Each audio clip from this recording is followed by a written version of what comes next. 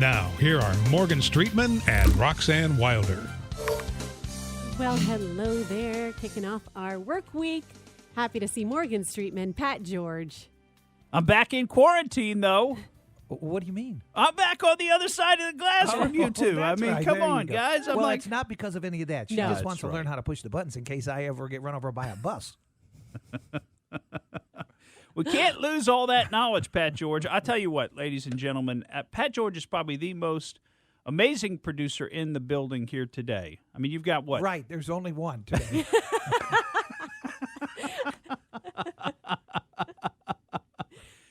You got what, 40 years in radio or more? Oh, yeah. There's 40 there. There's 40. Yeah, 40 plus. And 28 years ago today, Hurricane Andrew, speaking of hurricanes that we'll probably Yeah. will talk about, Right? I met my wife today, 28 Wow. years ago. Congratulations. I met her right in What the middle of a special hurricane. day. And it has been a tornado and a hurricane ever since. Oh, my goodness. That's passion. That's passion for you, though. We like that. So We do like passion. And we got a lot of passion today. We got some great things to talk about. You know, do you have something else to say? You look like you were going to. yeah, I do. Speaking Okay, of passion, anything go new for it. happening with you? Anything with me? Always stuff Yeah, with good. me. You know that. You know that.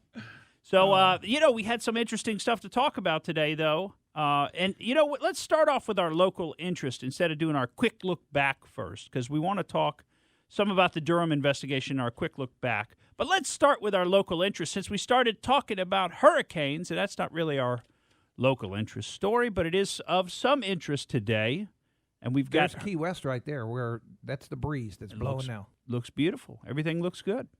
So we've got now Laura? it's Tropical Storm Marco Right? getting ready to hit the Louisiana coast. They say today sometime it's going to hit Louisiana. And then followed up right behind by Marco or Laura. by Hurricane Laura, Mm-hmm. which went south of Cuba, jogged south.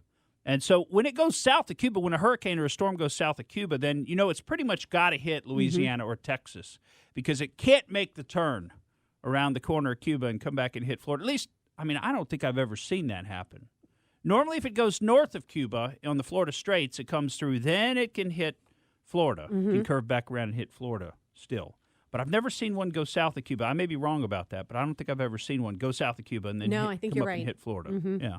He That gets would be caught in unusual. another weather pattern and goes up and hits the Gulf Coast, Mississippi, Louisiana, Texas area. So we dodged a couple of bullets there, although they weren't big bullets, but we dodged a couple of bullets. Storm season's really just getting going, right? September It is. the main month. Mm-hmm. Over the years, at least in my recollection. We had a bad August We about did. 15 years ago, but Right. September is the month. And, it is my fault that these two storms originally looked like, at least one of them looked like it was going to affect us because we always do remodeling around this time of year for some reason. And we always laugh because it's like, oh, look, we're remodeling our house. And then it's going to just get blasted by a hurricane because it was 2017 in September. Remember, we all had to hunker down for, I can't remember the name of the storm that came through, but a big one was supposedly going to come right at us. yeah. Well, we've dodged a lot of bullets here in the Bay Area, and we just keep on dodging them. So now, something that we're not dodging, though, is the schools reopening. Even though Hillsborough County tried to put that off, the schools, in fact, are reopening. And, Roxanne, I know you had some experience with this because that happened today, right? It did. And so my daughter got to meet her teachers last Thursday. I did a really poor job of explaining to her what that meant because she was picturing going back to her same environment she was in last year, seeing her teacher, seeing the classroom. All the teachers had masks on. We pulled up in the drive, overpass, said hello to them, and went on our merry way. And it was kind of strange. Well, today, Doug dropped her off at school, and he said, Roxanne, I got to tell you, it was really weird. It was almost militant. You're in line. That's my word, but you're in line. They take the temperature. There's not that friendly preschool vibe. Right. And I have had zero reservations about, not zero, but I've had not that many reservations about sending her back. I feel good about it until recently when I've started to say to myself, what is she going to learn from teachers who are wearing masks? Yeah. And how is she going to learn to interact socially with her peers when they're all wearing masks? So if this is something that has to be done, I know it does, to keep everybody safe for X amount of time, for a period of time, I can live with it. We can get through it. But if this is a new normal, this is unacceptable. Yeah. Now, did they have Pink Floyd's The Wall sort of blasting from the speakers in the background. Yep, I won't sing for you. Oh, I won't do that to you. But it's just, as a parent, it's really, really stressful because you always want to do the right thing for your kids. And I know we want to keep everybody from getting germs, but at the same time, what damage are we doing? I saw this other study come out today that said, it was from London or England, and it said that screen time isn't as bad as we thought. Huh. And I thought this screen time study is just to give those parents who are like, maybe this isn't right. It's to give them an excuse not to worry about it. Right. Because we know screen time is bad. Right. Yeah, we know that. In fact, even the folks that run these Silicon Valley companies don't let their own children generally have screen time. That's something that's come out over the years, that they don't let their own children use these devices exclusively like they've got the rest of the country doing. So they know there's something wrong with this, with giving a kid too much screen time. Something happens, it messes up their brain. I don't know exactly what happens, but it screws up all. It's like giving them, it's almost like a drug. It is. Because it's the reward system that comes, you get a little hit of dopamine from doing something successfully on your little device. I don't let my daughter play games on my phone, but I let her watch different princess videos, Elsa, whomever. And she likes to look at my phone when she's using the restroom. We're potty training right now, so I hand her the phone, okay? And I'm telling you, she has a weird look on her face after she's been on the phone for just giddy sort of. It is not good for those little brains. Yeah. I'm not saying I have to do it sometimes in restaurants. I have to do it sometimes. I feel like I have to do it, but I know it's not good for her. Yeah. My granddaughter's real good at it. As a matter of fact, she had the phone in her hand the other day and called her other grandfather in Alabama and put him on FaceTime, and they were talking back and forth, and she decided to walk into the bathroom where her grandmother was. Wow. In Texas, and said, "Say hi to Boo." Oh. While she was standing there without any clothes on. Hello. And that actually happened. I bet that's a story a lot of parents can tell. Oh, boy. Well, the other good thing locally that we've got going on, and this kind of ties in with schools reopening, is it looks like the COVID numbers are coming way down. Pat George, I know you were gonna. I don't have the exact details, but my basic impression is we're basically almost past this issue. Is it time yet? Can we take the masks off in public? These masks that don't do anything? Under 10% for about the last 7 to 10 days. Yeah. It seems like we've really turned a corner.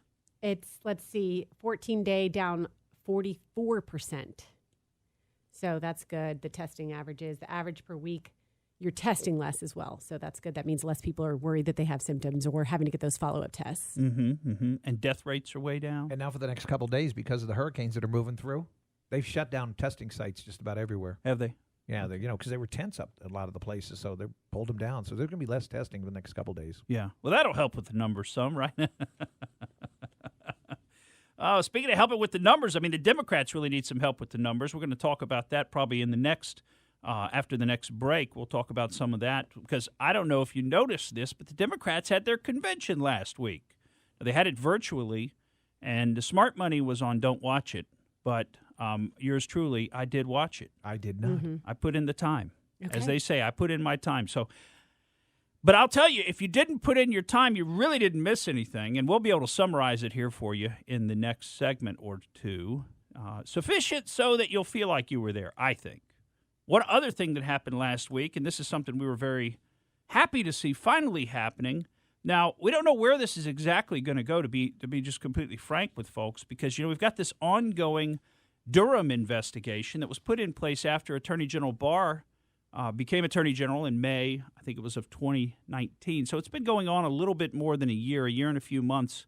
This Durham investigation has been going on, and this was the investigation into the Russian investigation of the president, the investigation of was there any Russian collusion, conspiracy, coordination between the Trump campaign and the Russian government. And, of course, we know that investigation was occurring well before the election and kept going after the election, even though in the face of all the evidence, they knew that there was really no basis for that investigation. They kept it going. They kept it going for almost 3 years of the president's presidency, right? The Mueller investigation, which started in May of 2017, several months after he'd become president, that went on for a little over 2 full years. So for almost 3 years of his presidency, he's been under the cloud of this investigation. Of course, when Bob Mueller had to come and testify to Congress that there was no evidence of collusion or conspiracy between the Russian government and the Trump campaign or any members of the Trump campaign, no evidence. I mean, you think if there was evidence, I mean, that's the whole point of their investigation, was to find the evidence that they just knew had to be there. They knew it was there. All we have to do is pull back those curtains and look and see, and we're going to find that evidence. Well, in fact, they found no evidence. So then they spun right into the Ukraine investigation and right into impeachment. Well, the Durham investigation is going back and taking a look at this, and we had some big developments last week we want to tell you about. We'll be right back. And we're back on the Morgan Streetman Show. Morgan, as we were going to break, you were gearing us up to figure out what's going on with the John Brennan investigation. Yeah, well, I mean, hopefully something, right? Because we've been waiting a long time, and it seems to me that there's a little bit of an element of two sets of rules. So when the Democrats were running the investigations of President Trump, there was none of this concept of, we don't want to politicize the Justice Department. We don't want to politicize the intelligence services. We don't want to politicize this investigation, right? There was none of that because it was all politics. It was, we've got to do whatever we got to do to get this terrible man out of office who shouldn't have won. If you wanted to count a different way, which is not the way we count, but if you wanted to count the popular vote, he didn't really win. Hillary Clinton won, and this was unfair. And heck, he probably only did it with Russian help. I mean, we've heard this conspiracy for years now, and of course, all that's been put aside. But then we've got Bill Barr comes in, and then there's this overarching concept of we're not going to politicize the investigation of the investigators. So that's where you see Bill Barr coming out and saying, you know what, Barack Obama, Joe Biden, they're not even part of the investigation. We're not looking into them at all, despite the evidence that they were right in the thick of setting up General Flynn. And there's good evidence of that that's in the public domain. So there's been a degree of concern about the John Durham investigation as to where is it exactly going, because there's a lot of talk on social media that, you know, something is coming from that. We're going to see indictments. We're going to see somebody held accountable. Now, you know, if you listen to this show for a long time, we closely follow one of our top sources is a blogger who does excellent work in analysis, and he's analyzed a lot of this. And you know what's funny is that recently he's actually gotten himself inserted into this process, and that's Sundance. So if you follow it closely, you know who Sundance is. If you don't, you're probably scratching your head wondering what I'm talking about. But Sundance actually went to Washington, D.C. and presented the evidence that he had to various members of the Department of Justice, to various politicians and other people involved. We don't know exactly who he met with. We know some of the people that he met with. We don't know everybody that he met with. But he's been doing this, and he outed Durham's lead investigator, which is a guy named William Aldenberg. And apparently he sat down with that gentleman, who's an FBI agent, doing the investigation, and he laid out all his evidence for him. And according to Sundance, these were things that the investigators were not aware of. You see what I'm saying? They were not aware of it. So Sundance has been tracking this for years. His analysis has been spot on. It's backed up by the documents. None of these investigators are even aware of the documents. They're not aware of his analysis.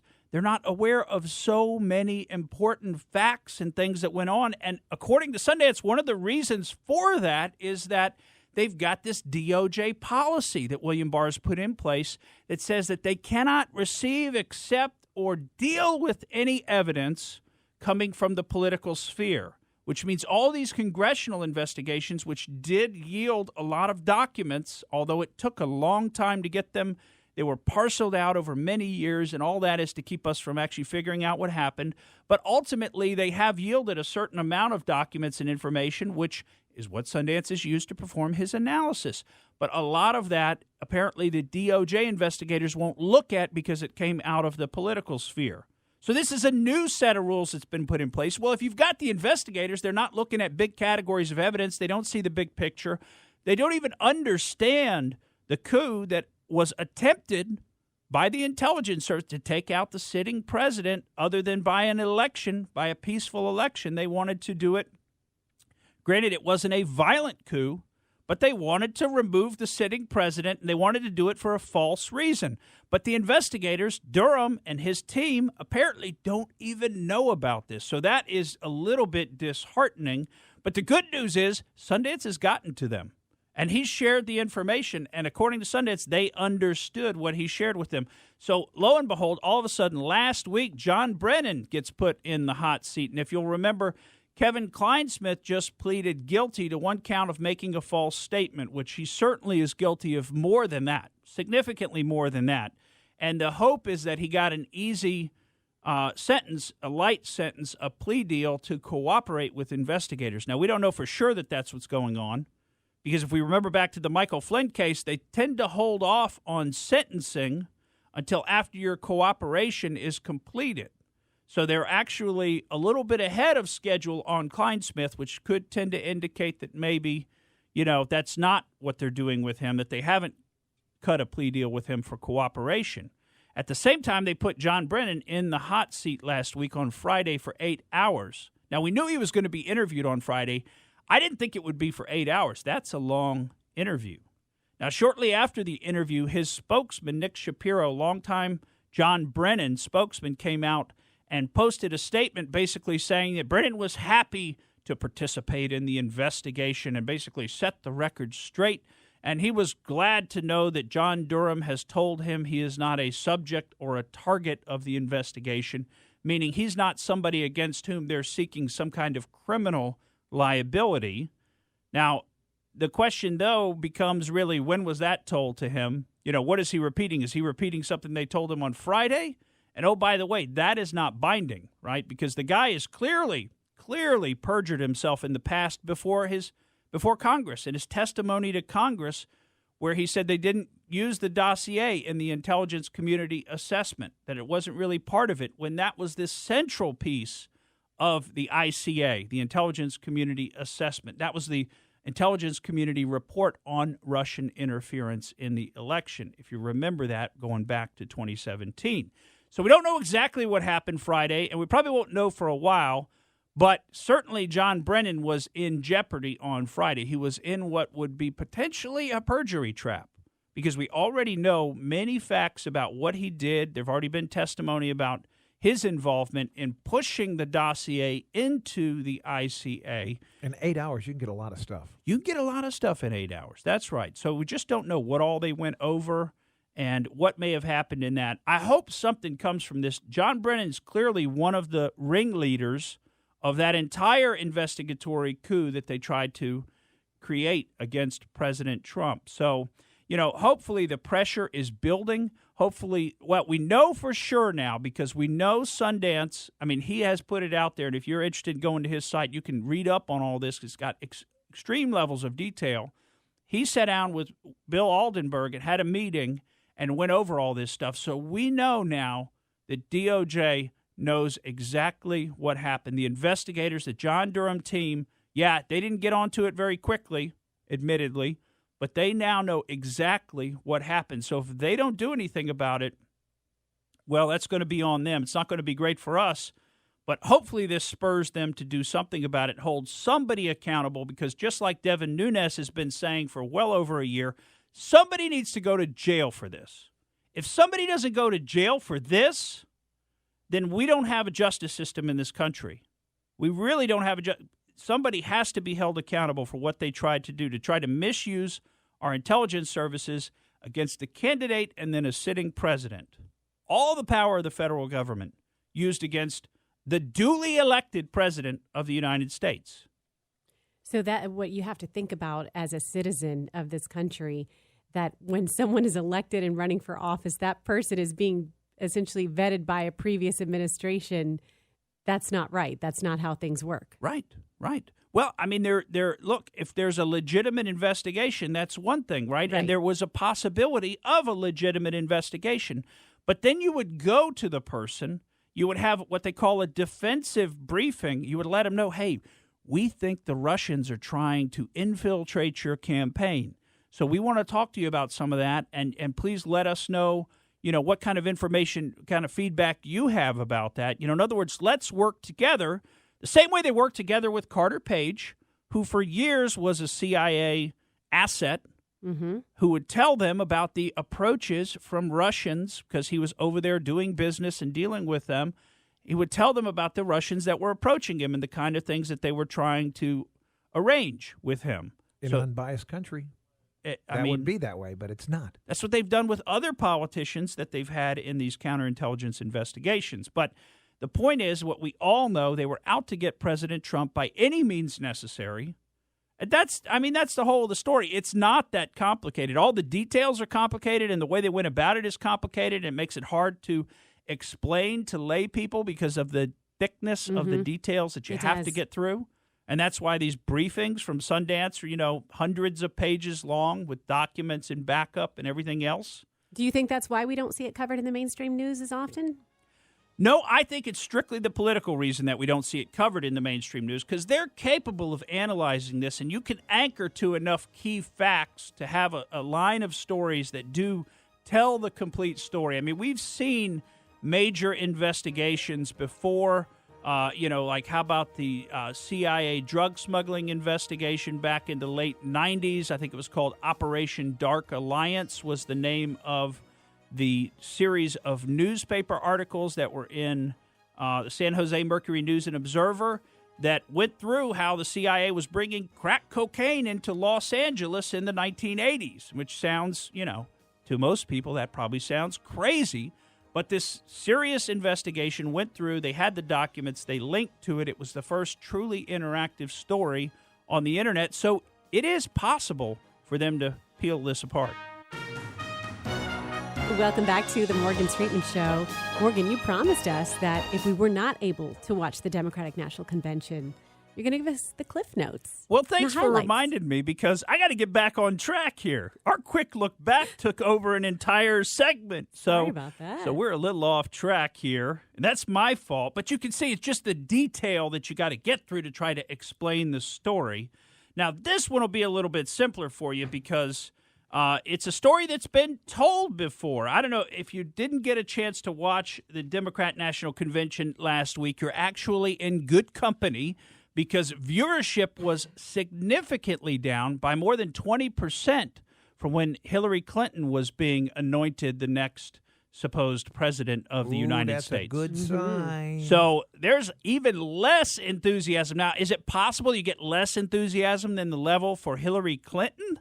I mean, that's hard to imagine, right? But 23.6 million people allegedly watched Joe Biden's speech, and I would be hard-pressed to believe it was even that many, frankly. But almost 30 million had watched Hillary Clinton's acceptance speech 4 years prior. So there's even less enthusiasm for Joe Biden, and you can understand why. There's never really been any enthusiasm for Joe Biden anywhere in the Democrat Party. I mean, over a long period of time, this guy, this is not the first time he's run for president. And, in fact, his speech that he gave was immediately accused of being plagiarized from a Canadian politician named Jack Layton.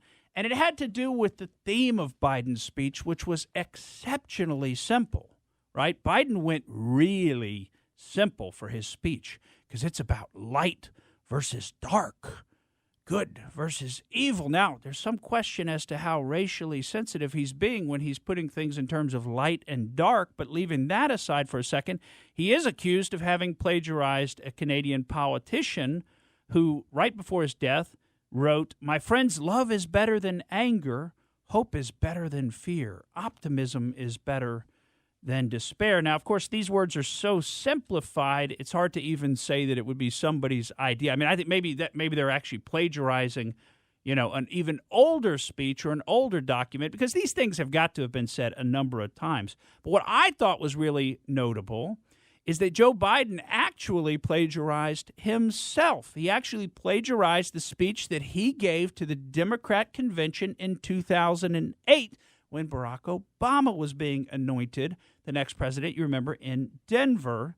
And what was so telling about that, if you take the two speeches and put them together, as somebody on Twitter did, and you play them side by side, which we've got for you here today, you will hear that it's the same speech. He gave the same speech 12 years earlier. Now, I want to tell you before we run this clip, it's sped up a little bit. It's at like time and a half, so it gets through it a little bit faster. But you've got to listen. What you've got here is juxtaposed the speech in 2020 to the speech in 2008. And hopefully you'll be able to tell the difference between the two, because Biden actually was a pretty powerful speaker back in 2008. He had a lot of passion. He was not the Biden of 2020, the halting, unable to find his words, confused speaker that we see today before us. But you can hopefully hear the difference in these two. We're going to go ahead and jump to this clip because we got a few other clips that we want to share with you, including more Biden plagiarism allegations from the past. But let's jump into the comparison of Biden's speech from 2008 to the speech he gave just last week. Barack Obama has worked his way up. He is the great American story. Senator Kamala Harris, she's a powerful voice for this nation. Her story is the American story. That work is more than a paycheck. It's dignity. A job is about a lot more than a paycheck. It's about your dignity. It's respect. It's about whether or not you can look your child in the eye and say, we're going to be all right. It's about respect. It's about your place in the community. It's about being able to look your kid in the eye and say, honey, it's going to be okay, and mean it. My dad who fell on hard times. You know, my dad was an honorable, decent man. He got knocked down a few times pretty hard. Always told me, though, champ, when you get knocked down, get up. Get up. But he always got back up. He worked hard. And he built a great middle-class life for our family. And why he'll make college more affordable. That's the change we need. And where cost doesn't prevent young people from going to college, and student debt doesn't crush them when they get out. Barack Obama will transform the economy by making alternative energy a national priority. An opportunity for America to lead the world in clean energy and create millions of new, good-paying jobs in the process. And in the process, creating 5 million new jobs, with 5 million new manufacturing and technology jobs. Put security back in Social Security. If I'm your president, we're going to protect Social Security and Medicare. And he'll never, ever, ever give up until we achieve equal pay for women. With equal pay for women. Barack Obama will bring down health care costs by $2,500 for the average family. With a health care system that lowers premiums, deductibles, drug prices. Barack Obama will reform our tax code. He will cut taxes for 95% of the American people who draw a paycheck. That's the change we need. Because we don't need a tax code that rewards wealth more than it rewards work. Folks, remember when the world used to trust us? When they looked to us for leadership? I'll be a president who will stand with our allies and friends and make it clear to our adversaries the days of cozying up to dictators is over. We will hold Russia accountable for its actions. Under President Biden, America will not turn a blind eye to Russian bounties on the heads of American soldiers. The American people are ready. I am ready. Barack is ready. So the question for us is simple. Are we ready? I believe we are. And this is the time as Americans together, we get back up together. Let us begin, you and I together. This is our time. This is America's time. This is our moment to make hope and history rhyme. It defines who we are as a people. And now it's in jeopardy. I know it. You know it. You know, all elections are important. We know in our bones this one is more consequential. These are extraordinary times. This is an extraordinary election. And now history has delivered us to one of the most difficult moments America's ever faced. That's the America that George Bush has left us.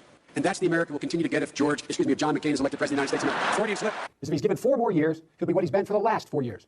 Our debt to our parents and our grandparents is too great. Our obligation to our children is too sacred. For you, your family, your children. It's the same speech.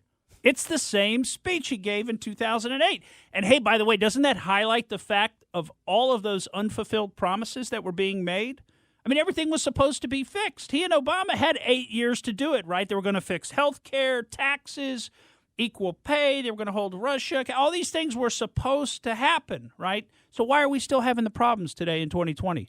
Why does everybody who has to use their health care, their health insurance, why does everybody who does that know that Obamacare was a complete farce? You know, it was fake. They didn't fix anything. They made it worse. You pay more in premium, and now you've got a huge deductible, where at least you used to occasionally be able to meet your deductible and use some of your insurance. In today's world, you pay more for it, and you can never use it. So why didn't they fix it? Why has Joe Biden been in political office for 47 years, and we still have all these problems? Because he's not going to fix a darn thing, because all these is speeches. All this is him trying to get elected. And that's what we heard from him. Now, I hope you didn't mind the fact that we had to play that sped-up version. Otherwise, it would have been a 5-minute clip. I thought they gave him coffee before bedtime there. But could you hear the difference in energy? He had a lot more energy in 2000. I mean, actually, and if you slowed it down and listened to it, it is a pretty powerful speech that he gave in 2008. Do you think it was live, though? In terms of passion. The one that he gave last week, yeah. I'm up in the air on that. I'm up in the air because there's a lot of suggestion that, there's all these reporters that were there, and if it hadn't have been live, they would have said something. I've seen the idea that maybe he was wearing a different lapel pin and things like that. I'm not 100% convinced by that. Maybe he had a watch on and didn't have a watch on, things like that. I don't know, but it's certainly possible. I mean, I don't think the entire convention was live. I think a lot of it was pre-recorded. You could tell that. The medium itself lent itself to that type of thing, to pre-recording. So was his speech pre-recorded? I don't know. I'll tell you what, it's awfully late for Joe Biden to be up at night, to be speaking at that time of night. So if it wasn't pre-recorded, I think he took a nap earlier in the day. But now I want to play for you at regular speed, because otherwise we're going to run out of time. I got some other good clips here I really want to get to. I want to play for you the end of Joe Biden's speech at the Democrat National Convention, and you will hear the themes that he tried to bring to the table there. Remember, we told you, light versus dark. For love is more powerful than hate. Hope is more powerful than fear. And light is more powerful than dark. This is our moment. This is our mission. May history be able to say that the end of this chapter of American darkness began here tonight, as love and hope and light join in the battle for the soul of the nation. And this is a battle we will win, and we'll do it together. I promise you. Thank you, and may God bless you, and may God protect our troops. Interesting. A lot of people picked up on the fact that he didn't say the natural closing line, may God bless America, right? Okay, right. But we could tell, right? The Democrats don't believe in that. They hate America. So why would they want God? First of all, they don't believe in God. I mean, I'm surprised to hear. It was interesting. If you watched the whole thing, you did see they were trying to bring in some references to God occasionally, and then other times they were showing their true colors, which is that they hate God. And they were doing that by leaving God out of the Pledge of Allegiance and other things like they've done historically. They have always done this, trying to move God out of the public square. But they use him to pander for political points when they're trying to get elected. And, what a shame. What a shame they can't just be honest with people, right? I mean, these are the light workers, right? These are the good people in the world, right? I mean, isn't that what he's trying to put forward? Well, let's hear a couple of his light workers out in Portland over the weekend. And this is the only one of the clips that I could find that I could play for you, because all the other ones we'd have to bleep out too much. You wouldn't hear what was going on. Thank you. But here's some rioters in Portland marching through the suburbs, because now they've moved to the suburbs, and let's hear them. Stolen people. Stolen land. Stolen people. Stolen land. Stolen people. Stolen people. Stolen people. Stolen land. Stolen people. Stolen land. Now, how would you feel if you were in your home at 11 o'clock at night and there's this mob marching through your neighborhood with torches and, batons and just kind of tearing through your neighborhood? I bet you'd feel pretty scared. I bet you'd feel that maybe these weren't the forces of light and the forces of goodness walking through your neighborhood. Maybe instead you're dealing with the forces of darkness. And, of course, these forces of darkness, which is what the Democrats identify with, they've been the ones tearing up our cities. They've been the ones in Chicago and New York. They've been the ones shooting innocent people and creating all of this havoc in our cities for political reasons. Now, the next clip I want to play from Portland for you is the Portland Police Bureau declaring an unlawful assembly, because this is what happened shortly thereafter at one of the locations where these riots were occurring. This is the Portland Police Bureau. This has been declared an unlawful assembly because people are firing paintballs and throwing other projectiles. All persons must immediately leave the area by traveling to the west. Failure to adhere to this order may subject you to arrest, citation, or crowd control agents, including but not limited to tear gas and/or impact weapons. I like the voice he uses to do that too. They must have a set guy that goes around with them and does the microphone voice. This is the Portland Police Bureau. Oh boy, it's very interesting. Well, I'll tell you, as well, they should declare these things unlawful assemblies, because it's a bunch of criminals running around destroying private property, disturbing people, screaming at them. We had other clips. I mean, they're screaming at the people in their homes, saying, "You should let us into your homes tonight so that we can have some rest and some refuge, because we're out here in the streets. We're working hard for you. You ought to let us into your homes so that we can have some refuge." These people are completely lawless, and I know none of you listening out there would let any of these people. Do you know what a disaster it would be if you let them into your home? Can you think of how much they would trash it and destroy it and not think a thing about it. They're too busy working light and goodness. And we're back on the Morgan Streetman Show with still plenty to get to before we even go out there. You know, we're going to have to I'm so sorry because we've been trying for months to find some time to squeeze in a discussion of the plagiarism allegations that plagued Joe Biden's campaign in 1988 when he ran for president. And some great stuff, some great clips. He admitted to plagiarism multiple times, both currently during his 1988 campaign for president. He was stealing speeches from people. Also, back in his law school days, he admitted to plagiarizing some papers. I mean, so the guy is a serial plagiarist. Well, you know, they had him write his first copy, and they ripped it up and threw it away because it started out 77 years ago. That would make it. They said, I think somebody's going to notice that you peeled that one right out of It's got a nice history. ring to it, though. Yeah. He liked that score. He likes to use score. 4 score in 7 years. So, you know, I'll tell you, it was a real I was surprised to see all the praise for his speech. It was a short speech, 27 minutes long. It's probably never mentioned the president, though. He never mentioned the president's name. They tried to keep Joe Biden away from the microphone. Watch the 4 nights of the convention. Hopefully they're not available anywhere, so you don't have to torture yourself with that. But if you were to watch them like I did, you saw they'd never let Joe really speak. I mean, he spoke not at any length, that's for sure. Lots of round tables that he was supposedly leading, etc. But you know, when he got the nomination, that would have been Wednesday night, and they actually did the vote. You know, and his speech was like, "Thank you, thank you, thank you." You notice how he's gone to that. He repeats something simple repeatedly. That's his crutch. That's how he gets out of a situation without saying anything. Are the debates going to happen? I hope so. I mean, the debates are going to lay this bare for everybody. You put President Trump, who's obviously still got it, up against Joe Biden, who obviously doesn't. It's going to be a beautiful thing to watch. And, of course, we've got the Republican National Convention coming up this week. Starting tonight, in fact, Monday night, A Land of Heroes. We'll have Representative Steve Scalise on, Florida man Matt Gaetz, Jim Jordan from Ohio, former Democrat state representative from Georgia, Vernon Jones, Charlie Kirk for Turning Point USA. Pam Bondi, right? Pam will be on tomorrow night, Tuesday night. Yes, but still for tonight, they're going to have that couple from St. Louis, Mark and Patricia McCloskey, if you know that name. Also, Kim Klacik, who's an up-and-coming star who's running for Congress from Baltimore and has a kind of a viral video out there where she's walking around Baltimore. She's a black woman and basically saying, look what the Democrats have done for us. Just look around Baltimore. Just look around Chicago. Just look around New York City. This is what the Democrat Party does for black people. Nothing, right? We live in slums. We live in ghettos. These are terrible conditions.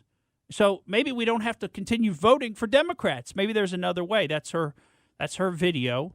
Tuesday, we'll have Melania Trump, Mike Pompeo, as you mentioned, former Attorney General Pam Bondi, current Florida Lieutenant Governor Jeanette Nunez, Nick Sandmann, the young man who was, involved with the Indian guy in Washington, D.C., where there was kind of a confrontation. The media totally spun it. Like these punk high school kids were not nice to this American Indian elder, and that's not at all what happened when you watch the actual whole video. And he got a little money out of that. And he sued them all for defamation and other things. Wednesday night, the Land of Opportunity theme. We'll have Vice President Mike Pence, South Dakota Governor Kristi Noem, New York Representatives Elise Stefanik and Lee Zeldin. Also, one of our favorites on the show, former acting DNI Rick Grinnell, will be speaking Wednesday night. We really love Rick Grinnell. He did a great job when he was the acting director of National Intelligence, the first openly gay cabinet member in U.S. history. And they say that Donald Trump hates gay people or that Donald Trump is a racist or that he practices identity. He clearly doesn't. He lifts people up of all races, of all faiths, of all persuasions, including openly gay people like Rick Grinnell. Kellyanne Conway also will be speaking on Wednesday, and of course she's making her exit from the Trump administration by the end of this month, so that'll be by the end of this week. Thursday night, President Trump will speak. We'll also hear from Rudy Giuliani, Franklin Graham, Alice Johnson, and somebody who I'm particularly looking forward to, Dana White of the UFC, will be speaking Thursday night. Do you think the hurricane is going to interrupt the broadcast feed of the next couple nights? Good question. Wink, wink, nudge, nudge. That's right. Well, on the major networks, possibly so. Well, now we got to go out there because we are quickly running out of time in today's show, and we wanted to cover something. This could have been our local interest segment because this is something very interesting that happened locally. And I don't know if you heard about this. It should have been big news. But do you know that they found a air-to-air missile at Lakeland Linder International Airport last week in a shipping container? They found this air-to-air missile with a live warhead on it. Now, for those of you that aren't from the Florida area, Lakeland is in Polk County, which is right next to the Tampa Bay area. So, Lakeland is probably 45 minutes from where we are right now. And interestingly, Lakeland is the home base. Lakeland International Airport is the home base of a defense contractor named Draken International. Now, this defense contractor does what's called Red Air contracts. So they supply foreign-made fighter jets and pilots who know how to fly those foreign-made fighter jets, who can then run sorties and practice with our U.S.-based pilots. So the U.S. Air Force actually will hire out to third parties to come in and pretend to be opposition fighters and use their equipment and everything else, and it helps our guys train against the types of airplanes that they would be facing if we were in a conflict in a foreign country, which basically the only kind of conflicts we're in. But this particular air-to-air missile is a Matra R-530F missile that goes onto a French-made Mirage fighter jet. Well, first, there's so many interesting things about this story. First, how does an air-to-air missile with an active warhead wind up in a shipping container in Lakeland, Florida? This is military hardware. This is something very, very dangerous. Well, and would you believe that Draken International, which has something between 80 and 150, depending on which source you're looking at, fighter jets, they actually have 22 Mirage F-1M fighter jets. So the missile is at the airport that they're based in, and it fits on a plane that they have 22 of that particular plane.